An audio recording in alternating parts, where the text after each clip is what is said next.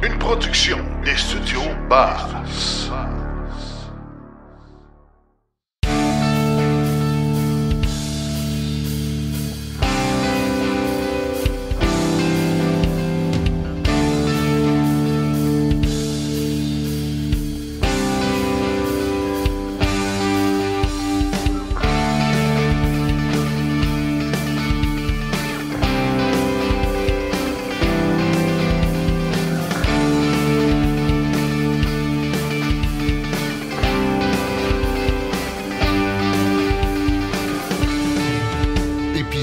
Hors série. Au fil des années, on a eu plusieurs invités qui sont venus nous parler à Silence on roule de longs voyages ou de vacances en utilisant leur voiture électrique dans plein de contextes différents.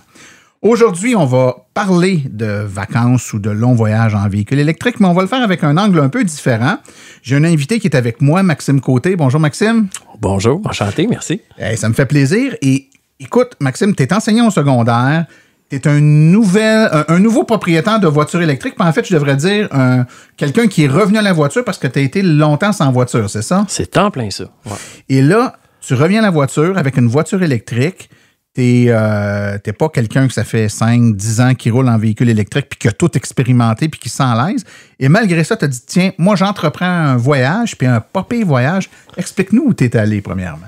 Bon, l'objectif, c'était un voyage dans l'histoire de la musique américaine. Donc, je voulais descendre au Rock and Roll Hall of Fame, qui est à Cleveland. Donc, c'est en Ohio. Et j'ai commencé par aller vers l'Ouest canadien en passant par l'Ontario. OK. Et là, c'était très facile, honnêtement. Aucune difficulté. Comme je te disais tout à l'heure, les endroits pour arrêter sur la route que le gouvernement de l'Ontario met, il y a là plusieurs postes de recharge rapide. Donc, c'est très agréable. Il n'y avait pas de question. Et je dois dire que, je ne l'ai pas dit tout à l'heure, ça, il y avait rarement une personne à côté de moi. Puis, donc, tu étais tout seul sur le site de recharge? Elles étaient toutes libres, oui. Hein? Elles étaient toutes libres. À quelle date, quelle période de temps? Donc, c'était le 18 juillet et je suis revenu le 4. OK, donc tu étais dans le gros de la période des vacances. Tu n'étais pas tout seul parce que tu étais dans une période pas de vacances. C'était la période de la construction. Ouais. C'était à ce moment-là. Donc, aucun problème. L'Ontario, très facile. L'application, j'avais vu qu'il y avait toutes sortes d'applications. J'en avais téléchargé plusieurs parce que j'avais écouté le podcast sur votre invité. T'es bien renseigné. Oui, tout à fait. En fait, moi, j'ai un utilisateur qui connaît pas ça, mais vous m'avez mis en confiance. Moi, j'ai écouté le podcast, je dis, ça se fait. Bon, on va le tester pour de vrai, puis on verra. Okay. Donc, je suis allé, tu sais. Puis, je dois le dire, c'est parce que je l'ai fait seul. Ou là, je ne m'inquiétais pas de devoir attendre un peu plus, un peu moins. Puis, s'il y avait un problème, je pouvais rester là. OK, c'est un voyage en solo. Je pense que c'est important de le camper. Donc, il y a une espèce de facteur. Des fois, on se dit, moi, je l'aurais fait, mais ma blonde n'est pas trop patiente ou les enfants sont un peu plus inquiets. Toi, tu n'avais pas ce facteur-là. Je n'avais pas ce facteur-là. Maintenant, je te dirais qu'après l'avoir fait, j'ai plus cette préoccupation-là de me dire, est-ce que je vais rester pris pour tout ça? Puis, je n'aurais pas de problème à inviter quelqu'un. Je l'ai fait d'ailleurs récemment. La confiance est tout à fait là. Il n'y a pas de problème. Il y a des ajustements à faire. C'est très possible avec une Chevrolet Bolt EUV. C'est ça que tu as utilisé. Oui. Non, puis ça aussi, c'est un élément important, Maxime, parce que on sait qu'il y a toutes sortes de véhicules sur le marché actuellement, de véhicules électriques. La Chevrolet Bolt, elle a plein de belles qualités, mais sa plus grande qualité, c'est pas la rapidité de recharge rapide. Donc, tu l'as fait dans un contexte où tu aurais été avantagé d'avoir une EV6 ou une Ioniq 5 qui change hyper vite. Là, toi, c'était relativement long aux bornes rapides. Donc, tu étais tout seul, c'est pas pire, mais mettons que tu es avec, ta blonde, des enfants dans l'auto. Est-ce que ça aurait été aussi agréable? Le referais-tu avec des enfants? En fait, c'est pas le temps de recharge, c'est la logistique du nombre de recharges. Moi, la limitation que je vois plus, elle est là. Le véhicule, il peut tout faire, il fait très bien, très confortable d'ailleurs, ça m'a surpris ça.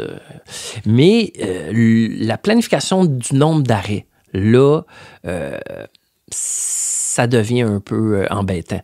Le véhicule, la vitesse de recharge est un peu lente. Puis, comme on l'a dit avec la nouvelle plateforme Lithium, ça va être réglé. Mais c'est d'être obligé de le planifier, puis là, d'arriver à une place, puis là, tu sais, c'est pas toujours au moment où tu as faim ou tout ça. Avec la petite famille, tu sais, ça peut... C'est le nombre d'arrêts qui est un peu tannant.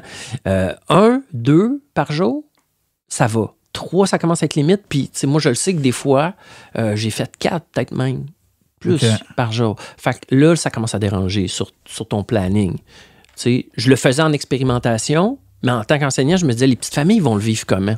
Tu sais, puis... Mais bon, la plupart du temps, la limite, le temps, c'était pas le problème. J'ai dû me dépêcher pour revenir à l'auto. Moi, j'aime ça vivre. Comme je le disais, j'avais fait des voyages en moto. J'avais pris l'habitude d'arrêter, de regarder le paysage, de prendre des photos, puis d'avoir le plaisir. Moi, après 2 heures de route, j'arrête. Puis avec le véhicule électrique, c'est un peu ce mindset-là que j'avais. Fait que je l'ai fait. Mais c'est pas encore parfaitement au point, mais c'est très possible. OK. J'aimerais ça que tu me parles. Tu as parlé de la logistique des recharges. Tu dis que ce n'est pas le temps que ça prend pour que la voiture fasse le plein qui est complexe. Comme il faut planifier l'autre endroit où on va aller, puis il y a des erreurs. Enfin bon, on va en parler de cette planification-là. On a eu au fil, je l'ai dit tantôt, au fil des années, plusieurs personnes qui ont fait des voyages et il y a de toutes les approches. Il y a des gens qui passent des mois à simuler des routes, puis ils savent avant de partir, je pars à telle heure, telle journée, je vais arrêter à telle heure, à telle borne, je vais me charger pendant tant de minutes, comme les planificateurs de trajet, celui du circuit électrique, Better Route Planner vont tous nous aider. Et il y a une approche un peu plus step by step, là, tu sais, je me rends là, puis rendu là, je verrai où. Toi, comment tu as organisé ça? T'as-tu tout planifié d'avance? De quelle façon tu t'es préparé à vivre ce voyage-là avec pas trop d'angoisse? Oui, c'est ça. Moi, ce qui m'a diminué mon angoisse, honnêtement, c'est d'écouter le podcast. J'étais relativement en confiance. J'avais fait un pré-test où je suis allé aller-retour à Québec une fois pour voir comment ça se gérait, puis aller à l'hôtel, puis les choisir. Puis dans le pire des cas, je pouvais coucher dans la voiture, ce que j'ai fait plusieurs fois d'ailleurs. C'était la moitié à l'hôtel, la moitié... dans la voiture où je suis allé dans les Walmart, honnêtement. Donc, pour abaisser mon stress, honnêtement, la planification, le step-by-step, c'est simple. J'avais un planning de ma direction générale. C'est, je veux me rendre à peu près vers Toronto. Je n'avais pas regardé plus que ça. Les aires de service, comme je disais au Canada, sont remplies de recharge rapide, rarement occupées, donc il n'y a pas de problème. Les applications fonctionnent bien. C'est une des rares que je n'avais pas déjà téléchargée. Je l'ai faite sur le coup, au premier arrêt. Les bornes Ivy, j'imagine? Oui, c'est Ivy, c'est ça. Et ça a bien fonctionné. Et donc, j'y vais le mois en choisissant, OK, ma direction générale, c'est ça. Puis au Canada, c'est très facile. C'est pratiquement la ligne droite. Là, quand tu arrives aux États-Unis, il va falloir que tu fasses des aménagements. Et la technique là, de ABC, c'est, je veux m'en aller, disons, vers Cleveland. Je suis aux États-Unis. Je vais prendre... Moi, j'avais Flow parce que j'avais le crédit qu'ils nous ont donné à l'achat du véhicule. Ouais. Donc, je vais me choisir avec la carte Flow la prochaine borne de recharge en utilisant le filtre recharge rapide, adapté à ton véhicule et disponible. Okay. Et là, ça va me dire, il y a celle-là, celle-là, celle-là. Rapidement, tu peux identifier avec Flow le trajet en utilisant Google Maps, ce que je faisais. Mais en plus, j'allais rajouter une étoile sur le lieu. Et là, j'allais, pour me rassurer, j'ai appris à le faire. Au début, je ne le faisais pas. La confiance était relativement bonne. À un moment donné, j'ai eu des petits problèmes. Je me suis dit, regarde, je vais me rassurer. Je vais aller sur Google Maps à l'adresse et je vais aller vérifier avec Street View, est-ce que la borne, j'ai accès? Est-ce qu'elle semble en bon état? Est-ce qu'il y a des commentaires sur Google Maps? Tu vois? Et finalement, la troisième étape, et généralement, c'était le fournisseur ChargePoint. Et ChargePoint, ils ont leur application. Elle est excellente parce qu'elle te permet de savoir, tout comme Flow et circuit électrique, est-ce qu'elle est disponible, le niveau de recharge, le filtre, tout ça. Mais les gens laissent des commentaires. Il y a un aspect réseau social là-dessus. Et les gens peuvent prendre une photo, du site, ajouter des commentaires avec la photo. Est-ce que c'est la borne de recharge, la photo, c'est cette borne-là ou toutes les bornes-là? Donc, tu choisis quand tu mets ta photo. Et aussi, comme on le disait, il y avait dernière recharge utilisée sur cette borne-là et tu as même les heures exactes et le type de véhicule la plupart des fois. Donc, ça te rassure beaucoup. Okay. À partir de là, je vais sur ChargePoint. L'autre petite chose que j'ai appris à faire, c'est que je me disais, si celle-là ne fonctionne pas, c'est quoi mon radius pour aller à l'autre?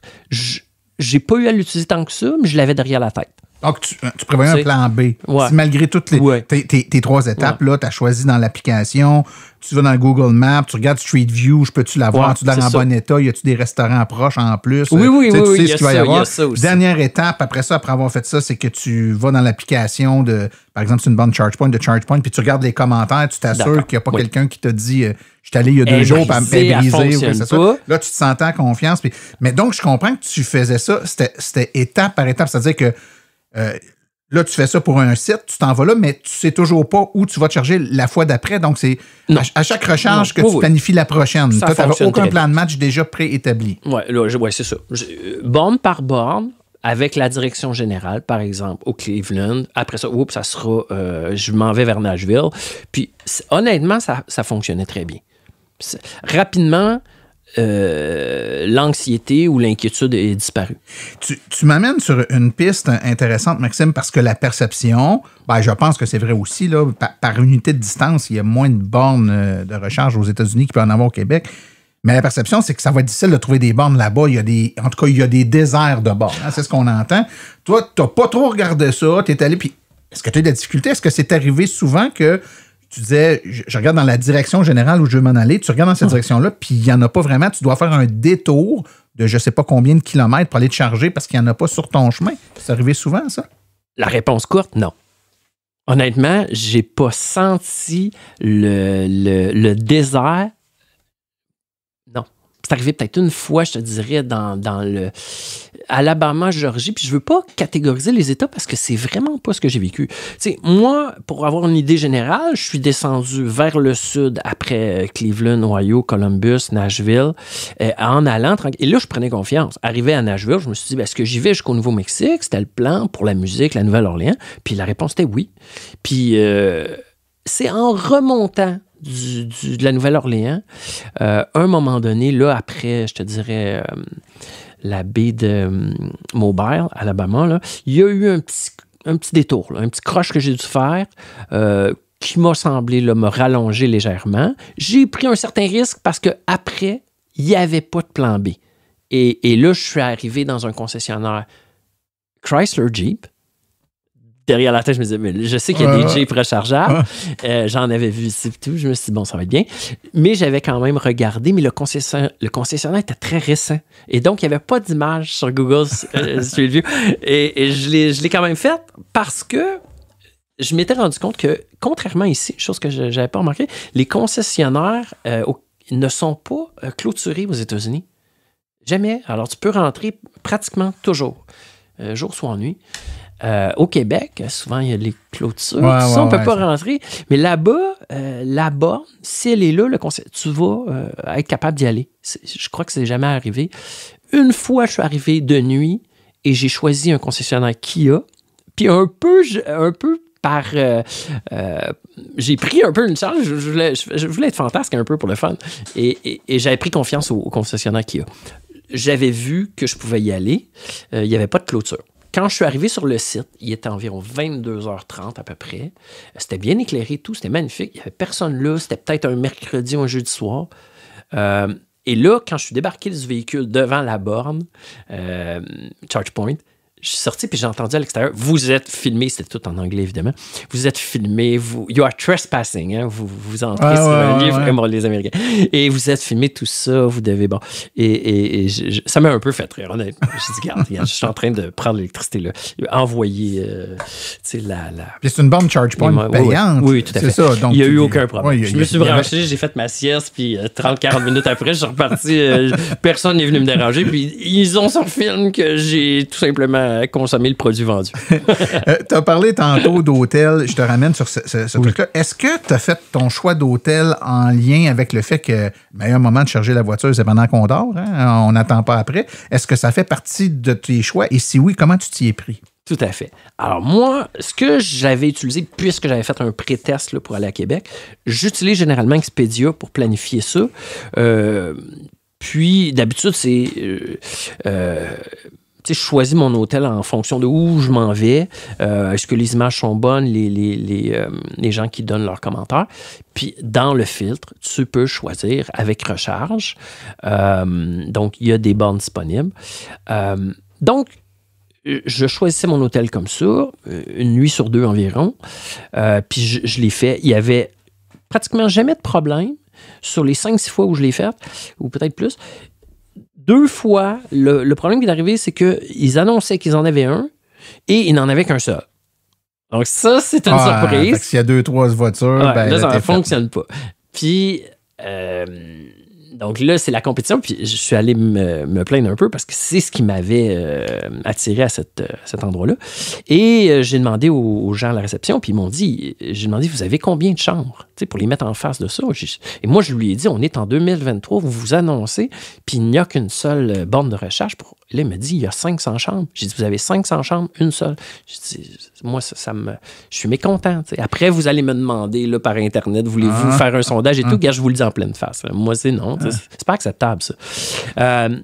Truc que j'ai remarqué, numéro 1, les gens qui doivent donc faire la file dans le stationnement, ben ils laissent le panneau de recharge ouvert. Et ça signifie à l'autre, ben, lorsque tu auras rechargé, branche-moi. Mets le pistolet sur mon chance. Donc ça, c'est un truc à faire. Mais à ce moment-là, c'est des bornes gratuites d'hôtel. Oui, c'est toujours gratuit. Ils n'ont pas à démarrer la recharge. Fait que dans le fond, monsieur, il arrive à son auto, il se débranche, il voit que toi, tu es stationné à côté, puis ta petite trappe de recharge est ouverte sur ta voiture. Il dit, lui, il attendait que je me débranche.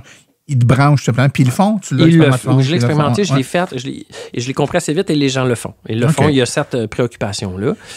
L'autre conseil que je donnerais, c'est que en plus de réserver l'hôtel, peut-être passer un coup de fil. Combien vous en avez? Est-ce que c'est uniquement Tesla ou est-ce que vous avez les autres? Puis le corollaire à ce conseil, munissez-vous d'un adapteur pour Tesla à J1772 ou l'inverse. Parce qu'aux États-Unis, il y a beaucoup de régions où, en dehors de Tesla, il n'y a point de salut. Là, donc, les seules voitures électriques, c'est les Tesla. Donc, il est un peu normal que les bornes qui installent soient des bornes qui répondent aux besoins des véhicules qu'ils ont dans ce coin-là. Donc, ton objectif, tu l'as dit tantôt, tu es allé vers Cleveland, tu voulais aller à Nashville. Donc, tu es descendu jusqu'à Nashville. Après Nashville, tu as fait quoi? T'as bifurqué vers l'Est? Ou? Là, j'hésitais parce que je voulais voir Memphis. Je voulais voir les studios d'enregistrement Sun Records pour Elvis et Jerry Lee Lewis. Bon, en tout cas, l'histoire du rock, quoi. Et là, j'ai eu un hésitement parce que je voulais aller à Lynchburg, au Tennessee. Et puis, pour aller voir le whisky puis la distillerie. Puis là, pour une des rares fois, j'ai abandonné le projet parce que ça aurait été trop compliqué de trouver une borne. Tu vois, c'est un des rares endroits là où ça n'a pas été pratique. Il n'y en avait pas assez. Tu as regardé, tu as fait une simulation, tu as regardé dans les applications, tu as dit ça. Bon, il y avait peut-être un désert, là. Oui. Okay. C'est un peu compréhensible, là, contenant la culture, mais c'est pas assez pour dire réellement n'y allez pas, c'est un problème, tout ça. Tout le contraire. Puis, tu sais, j'avais pas le véhicule le plus performant, Donc. Est-ce que tu évalues que tes recharges... en fait, tu roulais beaucoup, donc j'imagine que tu faisais 1, 2, voire 3 recharges rapides le jour, et la nuit, tu faisais une recharge niveau 2 pendant que tu dormais? Tout à fait. Une fois sur 2, parce que je faisais le Walmart de temps en temps, puis là, ils n'ont pas encore ce qu'on avait dit ou ce qu'ils disent qu'ils vont faire, l'autre fournisseur, c'est pas encore en place. Moi, je l'ai vu très rarement. Des niveaux 2, j'en ai vu. Plus au nord. Au sud, il n'y en a pas. C'est juste des rapides. Fait que tu vas sur une rapide, puis tu couches c'est ça. Fait que, c'est ça. Je prenais une rapide avant de faire le bivouac. Là, OK.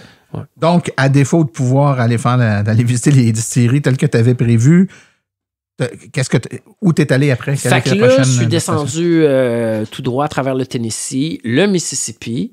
Et fait intéressant, puis peut-être qu'on ne l'a pas dit, c'est que souvent, les recharges rapides, je ne sais pas s'il y a des programmes incitatifs aux États-Unis, mais contrairement à nous, il y en a des gratuites. Ouais. Souvent, je faisais quasiment une fois sur 2, une fois sur 3. Ouais. Donc, c'est vraiment dans les extrêmes aux États-Unis. Oui. Tu peux arriver à des bornes rapides qui coûtent presque le double de ce que ça coûte se charger ici, puis tu arrives à une autre un peu plus loin qui est totalement gratuite. Tout à fait. Fait que tu as pu bénéficier de quelques rechanges. Oui. J'en profite pendant que tu me parles de ça, on parle d'argent. C'est pas le but de la discussion, mais quand même, ça peut être intéressant. Est-ce que tu as regardé ce que ça t'a coûté faire ton combien de kilomètres tu as fait à peu près? Là, puis qu'est-ce que ça t'a coûté? Donc, le total, moi, je l'avais pris en photographie quand je suis arrivé chez moi. Le total du voyage, c'était alentour de 7500 kilomètres.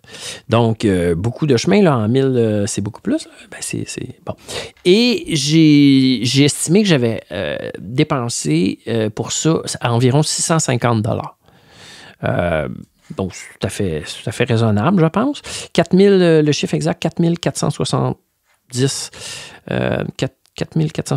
000, donc 7193 km. Mais j'ai pensé de le mettre à zéro. Je venais de rentrer dans l'Ontario. Fait qu'il faut rajouter 200-300 km. OK. Au total, là, c'est ça.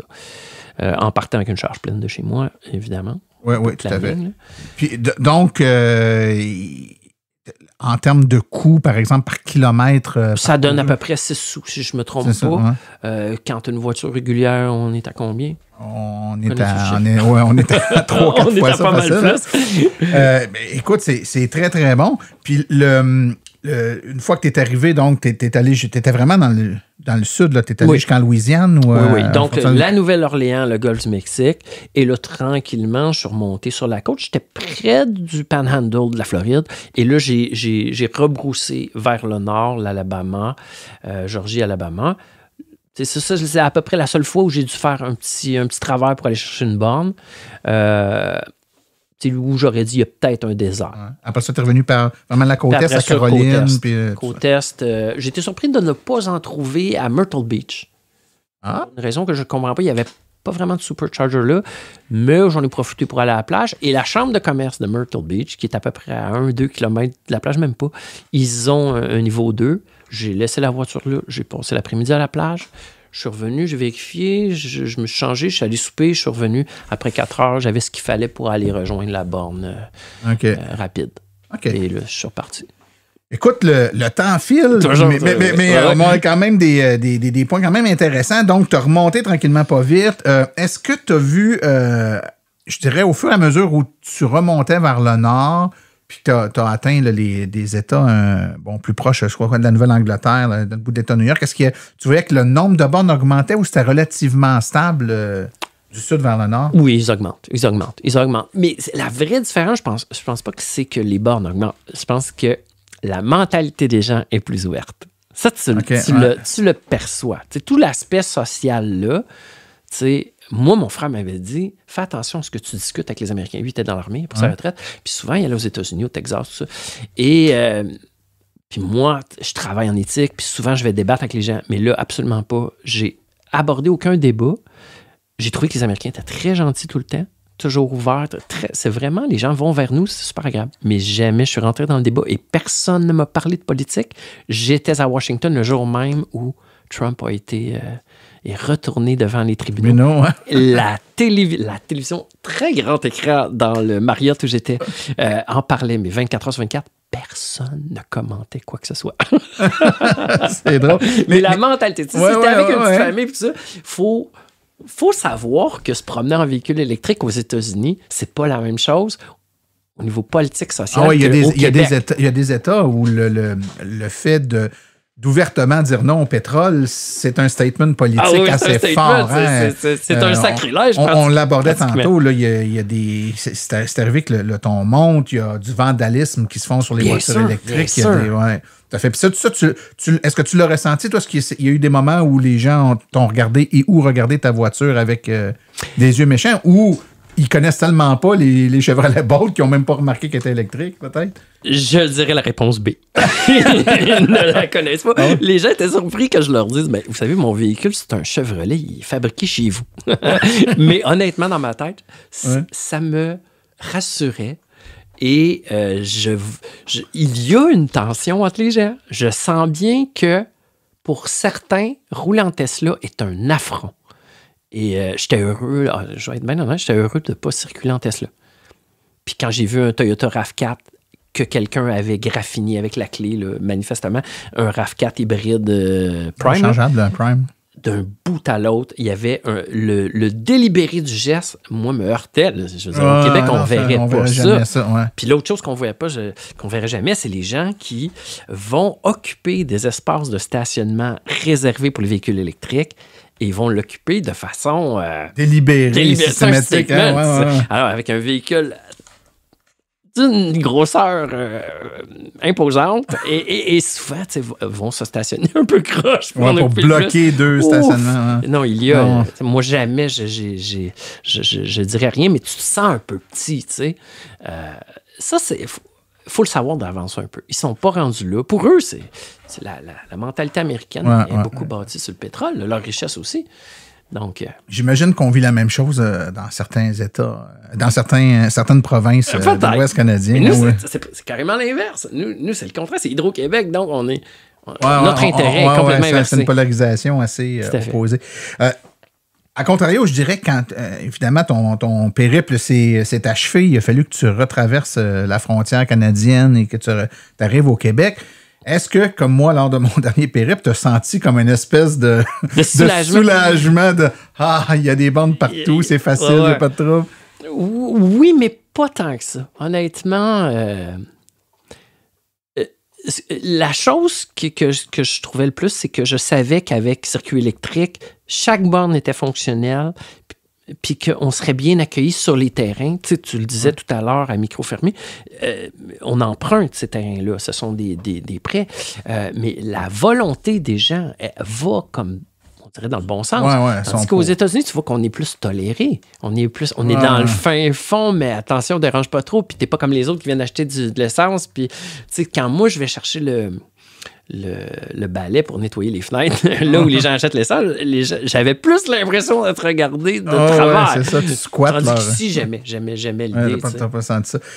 En rétrospective, quand tu regardes ça, puis je nous remets dans le contexte que ça faisait plusieurs années que tu n'avais pas de véhicule, tu t'es réacheté un véhicule parce qu'il était électrique. Oui, moi, réellement, parce que je me sens pas coupable quand je circule, il n'y a rien qui sort du pot d'échappement. T'sais, moi, je vais te le dire, si le véhicule, tu peux le laisser tourner dans la chambre du bébé, je me sens à l'aise. Sinon, je me sens pas à l'aise. Bon, ben, t'es pas pire. Avec un auto électrique, t'es correct.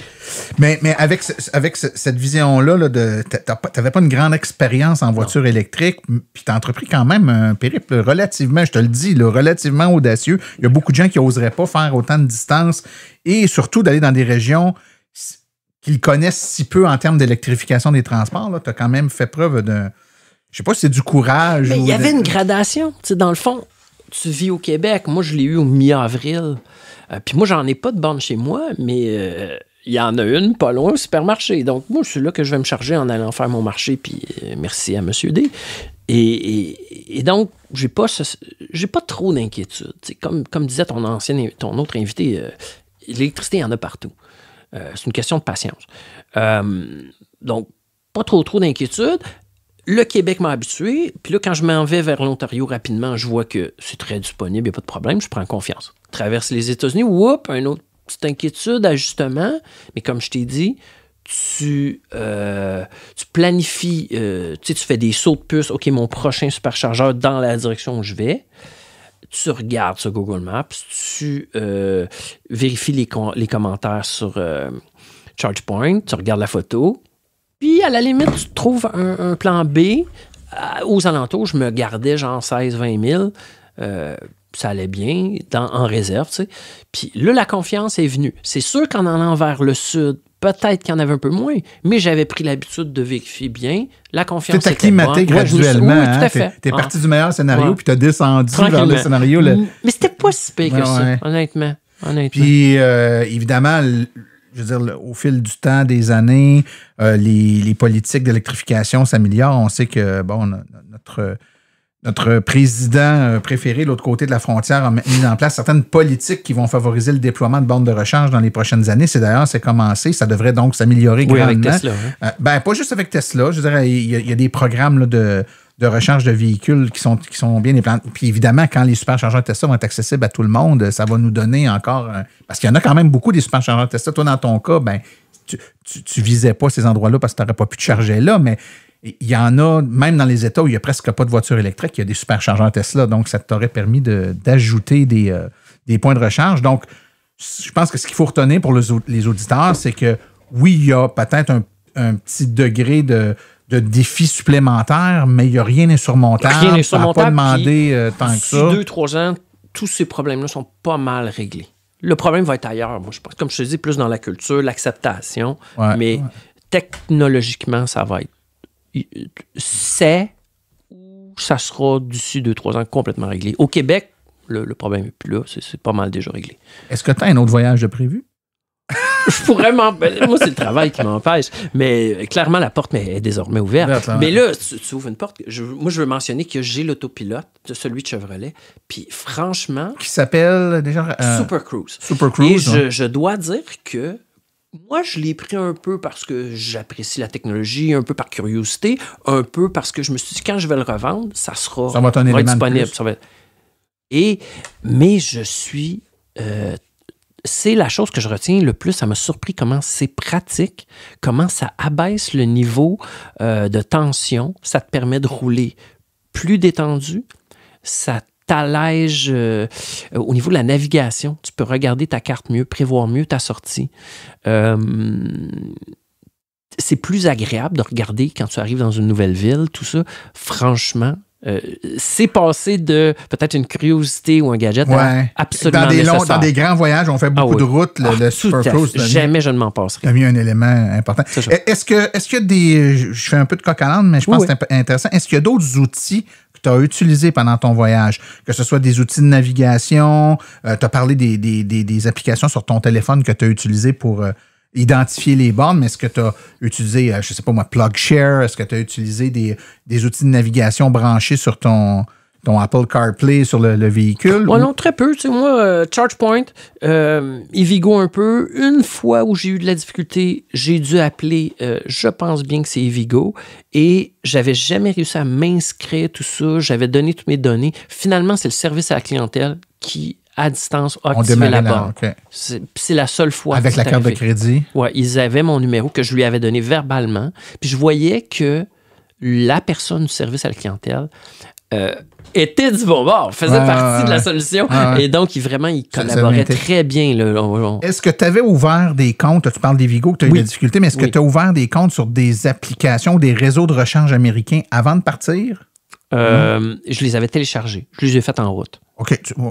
Mais tu t'es ouvert un compte, par exemple, tu disais tantôt ChargePoint. Evigo, PlugShare, tout ça. Oui, je l'ai fait. Puis honnêtement, ChargePoint, c'est le meilleur. Ça fonctionne vraiment bien. Avec le téléphone intelligent, tu ne fais que tap and go. Aux États-Unis, j'ai très peu sorti d'argent comptant, même la carte de crédit physique. Tap and go, je crois que la pandémie, ça a fait en sorte que les gens... il y a eu là, un point de bascule là-dessus. Donc, c'est ça. Petite note, moi, je dirais aux gens, ayez évidemment, trouvez-vous un adaptateur. Tesla 1772 ou l'inverse, dépendant de votre véhicule, parce que c'est pas toujours clair, puis ça va vous donner des opportunités pour un prix qui est voilà. Autre chose, avoir une bonne rallonge, et le niveau 1 qui vient avec le véhicule. Oui, je m'en suis servi, c'est arrivé une fois. Pour dépanner. Oui, pour dépanner. Genre branché dans la prise de courant de la chambre d'hôtel. Oui, ça peut arriver. Moi, je l'ai fait 2 fois. Honnêtement, je l'ai fait 2 fois sur peut-être, comme je disais, 5, 6, peut-être 8 nuits à l'hôtel. Bien, Maxime, je te remercie beaucoup de nous avoir relaté ça. Puis il faut que tu nous promettes que si tu fais un autre grand voyage, tu nous en parles. On est toujours vraiment intéressés de voir ce qu'il y en a. Puis je répète pour nos auditeurs qu'on a fait plusieurs épisodes au fil du temps avec des gens qui ont voyagé dans différentes régions du Québec, du Canada, de l'Amérique, même le Mexique. On a même eu un qui est allé jusqu'au Mexique. Je pense que ce qui est intéressant, puis ce qu'il faut retenir, tu sais, puis dans son rôle, on essaie d'être assez, je dirais, objectif sur ces choses-là. Il faut dire les vraies affaires. Donc, est-ce qu'on peut aller partout? Oui, on peut aller pas mal partout. Est-ce que c'est facile? C'est relativement facile. Ça dépend toujours de quels endroits. Mais même les endroits plus difficiles, certains États américains, c'est vraiment pas irréaliste là, de penser d'y aller. Ça va peut-être demander un petit peu plus de planification. On va peut-être chercher un petit peu plus ou on va peut-être adapter un petit peu plus notre trajet, mais il n'y a pas grand région, il n'y a pas grand zone. C'est pas la raison de ne pas y aller. Absolument pas. Absolument pas. Par contre, il faut accepter le fait qu'on va avoir des arrêts pour la recharge. Comme toi, tu avais un véhicule qui était un peu plus lent sur la recharge. Tu te dis, moi, je pouvais vivre avec tout ça, puis la planification que ça demande, mais des fois, c'était une petite famille, 2 enfants en bas âge dans l'auto, que, tu sais, à un moment donné, on arrête des fois, pas parce qu'on est dû pour faire le plein, mais on se dit, on va en profiter pour aller faire le plein, puis on va sortir les enfants tout de suite parce qu'ils sont plus capables d'être dans l'auto. Mais en auto électrique, des fois, il y a des régions où c'est plus l'inverse. Hein? On dit, garde, dans 100 km, je vais arrêter de faire le... Il y a une borne là, je vais en profiter pour aller manger. Alors que des fois, avec des enfants, on a un petit peu plus d'impondérables qui arrivent. Le Bolt EV, la grandeur qu'il y a, ça prendrait vraiment une petite famille. Autrement, les gens ne vont pas acheter ce véhicule-là avec une petite famille. Fait que le problème va disparaître de lui-même. Tout à fait. Il faut avoir un véhicule adapté au voyage qu'on fait. Écoute, Maxime, merci beaucoup de ta présence à Silence on roule. Et puis, s'il y a des gens qui veulent... poser des questions ou encore qui ont besoin d'un peu plus d'informations, je vous rappelle que vous pouvez en tout temps nous écrire à martin@silenceonroule.com ou encore vous pouvez aller sur le question.silenceonroule.com et nous laisser une question qui peut être c'est une boîte vocale, donc une question verbale, et puis on va y répondre. Et si la question s'adresse à un de nos invités, puis qu'on veut les solliciter pour donner la réponse, j'enverrai la question à Maxime, puis on pourra vous donner les réponses. Sur ce, mon cher ami, bonne fin d'été. Au moment d'enregistrer, on est au dernier moment des vacances pour les enseignants. Est-ce que je peux en profiter pour saluer les élèves de Curé? Avec plaisir. Élèves de Curé Antoine Labelle, considérez-vous salués et bonne rentrée à tous. Merci beaucoup, Maxime.